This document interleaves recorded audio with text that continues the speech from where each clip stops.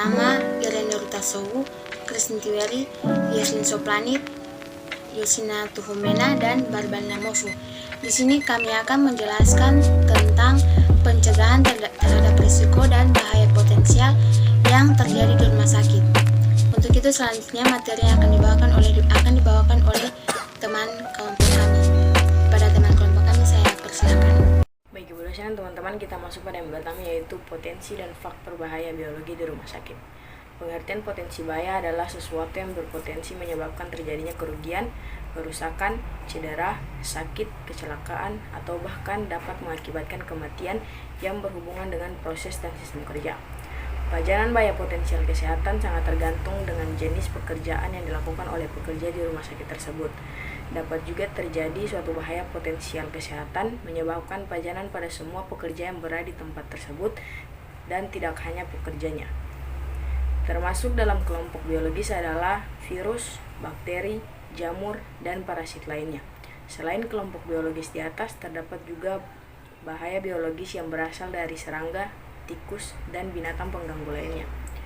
Faktor bahaya biologis merupakan penyebab utama untuk penyakit akibat kerja. Untuk itu, perlu pengendalian yang lebih untuk faktor bahaya biologis. Berikut ini adalah faktor bahaya biologis di rumah sakit. Yang pertama ada virus. Di lingkungan rumah sakit akan banyak sekali ditemukan virus, seperti virus HIV, virus SARS, dan virus hepatitis yang merupakan bahaya potensial bagi petugas kesehatan dan mereka yang bekerja di lingkungan rumah sakit. Virus hepatitis B merupakan salah satu faktor risiko gangguan kesehatan yang ditularkan dengan kontak melalui cairan tubuh. Sedangkan untuk virus hepatitis C merupakan jenis patogen yang tinggi risiko penularannya pada kelompok pekerja rumah sakit. Risiko penularan hepatitis C ini tergantung pada frekuensi terkena darah dan produk darah dan termasuk dengan cara tertusuk jarum suntik. Yang kedua, bioaerosol. Salah satu faktor biologis yang mengganggu kesehatan dapat masuk ke dalam tubuh melalui inhalasi bioaerosol. Bioaerosol adalah disperse jasad renik atau bahan lain dari bagian jasad renik di udara. Sumber bioaerosol adalah kapang, jamur, protozoa, dan virus. Sumber-sumber tersebut menimbulkan bahan-bahan alergen, patogen, dan toksin di lingkungan. Yang ketiga, bakteri dan patogen lainnya.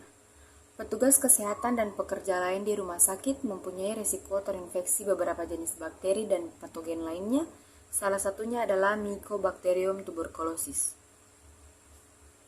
Selain virus, jamur, bakteri, dan parasit, faktor biologis penyebab penyakit akibat kerja lain berasal dari binatang pengganggu seperti serangga, tikus, dan binatang pengganggu lainnya. Untuk binatang pengganggu jenis serangga memang memerlukan pengawasan lebih dari binatang yang lain karena sifat-sifatnya lebih banyak mendatangkan penyakit. Di antara jenis serangga yang bisa menyebabkan terinfeksi bila menggigit manusia karena bibit penyakit yang dibawa serangga masuk ke dalam tubuh manusia, contohnya adalah nyamuk Aedes aegypti, pembawa virus DHF. Jenis serangga lain yang hidup di tempat-tempat kotor seperti kecoa sangat berbahaya bila merayap di alat-alat dapur seperti piring, cangkir, dan lain-lain karena alat dapur tersebut bisa terkontaminasi oleh bibit penyakit.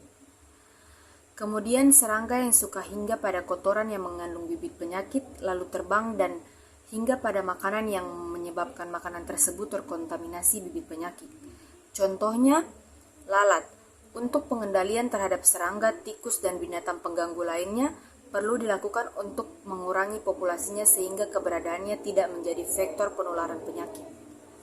Ya, selanjutnya yaitu pengendalian bahaya biologi yang berupa virus, jamur, bakteri, dan patogen lainnya.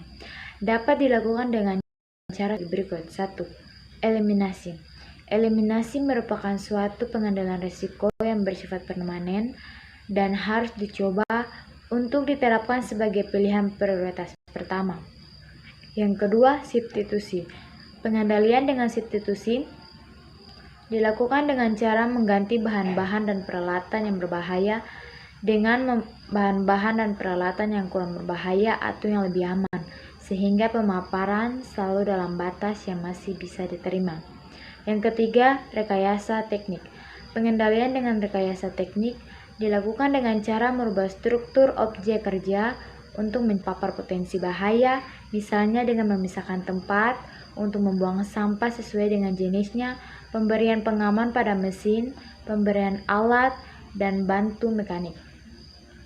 Keempat, pengendalian administrasi.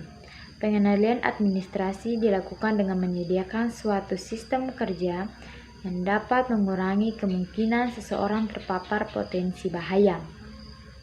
Yang kelima yaitu alat pelindung diri. Alat pelindung diri secara umum merupakan sarana pengendalian yang digunakan untuk jangka pendek dan bersifat sementara. Alat pelindung diri merupakan pilihan terakhir dari suatu sistem pengendalian resiko di tempat